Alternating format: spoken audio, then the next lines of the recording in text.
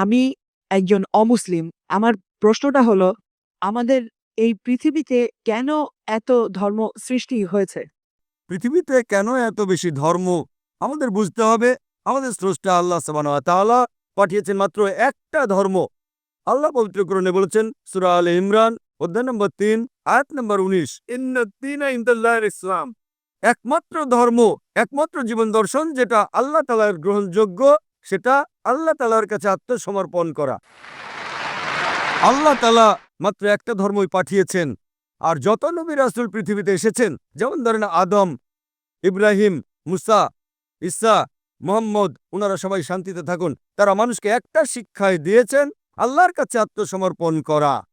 এখন আরবি ভাষায় যদি কেউ আল্লাহ তাআলার কাছে আত্মসমর্পণ করে তাহলে তাকে বলা হয় মুসলিম।